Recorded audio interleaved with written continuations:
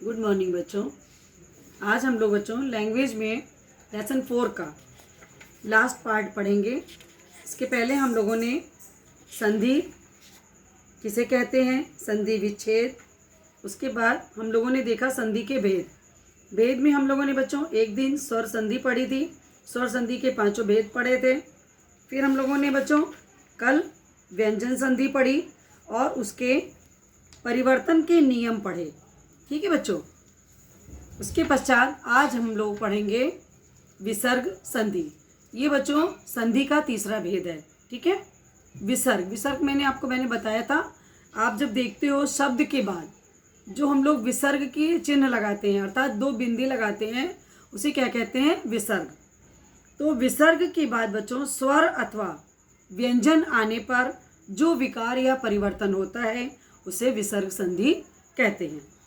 अब देखेंगे हम लोग सबसे पहले इसका नियम कि विसर्ग का ओ, यदि विसर्ग में बच्चों विसर्ग से पहले छोटा आ हो तथा विसर्ग के बाद किसी वर्ग का, किसी भी, मैंने आपको वर्ग बताए थे ना सब, जब आपने वर्ण पढ़े थे तो मैंने आपको सब पढ़ाया। अभी भी मैंने आपको उस दिन बताया कि का वर्ग, फिर चा वर्ग, फिर आपको मैंने बताया था टा वर्ग, फिर था आपका पा वर्ग, है ना। इस तरह से मैंने आपको 5 वर्ग इसके बताए थे। उसी में अब आपको देखना है यहाँ पर कि यदि विसर्ग से पहले छोटा आ हो तथा विसर्ग के बाद किसी भी वर्ग का तीसरा, चौथा या 5वां वर्ण हो तो क्या हो जाता है बच्चों वहाँ पर, या, रा, ला, वा, हा हो तो विसर्ग का ओ हो जाता है। ठीक है। अगर बच्चों आपको बताया कि विसर्ग के बाद वर्ग का तीसरा, चौथा, 5वां वर्ण हो तो या, रा, ला, वा, हा हो तो क्या हो जाता है, ये क्या है जो मैंने अभी वर्ण बताया आपको, ये तीसरा, चौथा और 5वां वर्ण है। ठीक है बच्चों। तो इनके होने पर क्या हो जाता है, ओ हो जाता है। अब जैसे शब्द देखिए उदाहरण में मना प्लस जा, तो ये देखिए मना के बाद क्या लगा है, विसर्ग। ठीक है। तो उसके बाद क्या शब्द है, जा। अब जब हमने इसे दोनों को इकट्ठा किया तो क्या हो गया, मैंने अभी आपको बताया ना कि जब 5वां वर्ण, तीसरा, चौथा, 5वां वर्ण हो तो क्या हो जाता है, ओ हो जाता है। तो ये क्या हो गया, मनोज। ठीक है। इसी तरह के अन्य शब्द भी आपकी बुक में देखिए दिए हुए हैं, मनोहर, पथोधर, यशोदा। ठीक है। अब नेक्स्ट देखिए दूसरा नियम देखिए इसका, रा। यदि बच्चों विसर्ग के पहले पूर्व छोटा आ, बड़ा आ के अतिरिक्त अन्य स्वर हो तो क्या हो जाता है, विसर्ग के बाद कोई स्वर किसी भी वर्ग का तीसरा, चौथा, 5वां वर्ण या, रा, ला, वा, हा हो तो विसर्ग का क्या हो जाता है बच्चों, रा हो जाता है। अर्थात वो विसर्ग की बिंदी हट जाती, विसर्ग का चिन्ह हट जाता है, उसकी जगह क्या हो जाता है, रा हो जाता है। जैसे देखिए ना में देखिए नी विसर्ग लगा हुआ है, फिर प्लस धन, तो जब हमने इसको शब्द बनाया बच्चों, संधि की इसकी, तो क्या हुआ, देखिए विसर्ग हट गया और ये शब्द क्या बन गया हमारा, निर्धन। तो ऊपर ये रा ऊपर आ गया। ठीक है बच्चों। उसी तरह से देखिए दु प्लस आत्मा, यहाँ पर भी दु के बाद विसर्ग है, विसर्ग हट गया तो यहाँ पे क्या हो गया, दुरात्मा। ठीक है बच्चों। यहाँ अभी आपने ओ का देखा, फिर रा का देखा। अब देखिए सीटी वाला सा और शा, यदि विसर्ग के बाद चा, छा और शा हो तो विसर्ग का क्या हो जाता है, शा का ता हो जाता है, और सादा सा है तो सा का ही रहता है। ठीक है। जैसे निश्चल, तो नी प्लस चल क्या हुआ, निश्चल। ठीक है।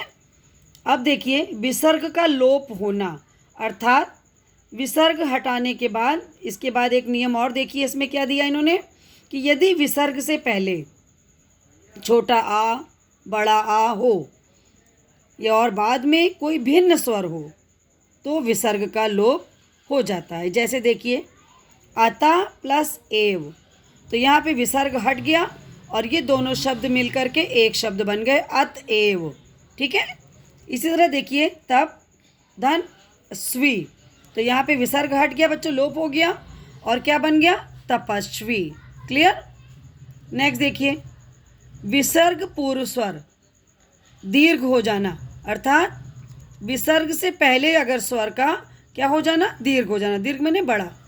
तो यदि विसर्ग के बाद में रा हो तो विसर्ग क्या होता है बच्चों, लुप्त हो जाता है, तथा पहले जो स्वर आया हो वो दीर्घ हो जाता है। अब देखिए जैसे नी प्लस रोग, ठीक है, तो आपने देखा यहाँ पर क्या हुआ, नी रोग, अर्थात विसर्ग से पहले ये जो शब्द है आपका ये क्या बन गया, दीर्घ बन गया। यहाँ पर देखिए नी रोग। उसी तरह देखिए नी प्लस रव, तो ये नी क्या बन गया आपका, दीर्घ, नीरव। क्लियर। नेक्स्ट देखिए, विसर्ग में परिवर्तन ना होना, अर्थात विसर्ग को उसी तरह से प्रयोग में लाना, इसका विलुप्त ना होना। जैसे देखिए, यदि विसर्ग से पहले छोटा आ हो और विसर्ग के बाद का या पा हो तो क्या होता है बच्चों, विसर्ग में परिवर्तन नहीं होता। ठीक है। जैसे देखिए प्रातः काल, तो यहाँ पर देखिए जब हमने इन दोनों को मिलाया तो यहाँ पे विसर्ग का लोप नहीं हुआ, तो ये पूरा हम लिखेंगे प्रातः काल।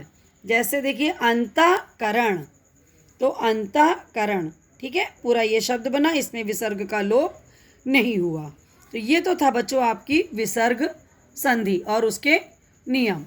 अब देखिए पेज नंबर 29 पर आपके प्रश्न दिए हुए हैं और इनके आधार पर इन्हीं प्रश्नों के उत्तर हमने आपको यहाँ हम बता रहे हैं। देखिए पहला क्वेश्चन है आपका, संधि का क्या अर्थ है। आंसर लिखोगे, दो वर्णों के परस्पर मेल से उनके मूल रूप में होने वाले परिवर्तन को संधि कहते हैं। क्वेश्चन नंबर 2 देखिए, संधि के कितने भेद होते हैं। संधि के 3 भेद होते हैं, स्वर संधि, व्यंजन संधि, विसर्ग संधि। क्लियर। नेक्स्ट देखिए थर्ड क्वेश्चन, स्वर संधि के कितने भेद होते हैं, नाम बताइए। स्वर संधि के 5 भेद होते हैं। पहला दीर्घ संधि, गुण संधि, वृद्धि संधि, यण संधि और अयाधि संधि।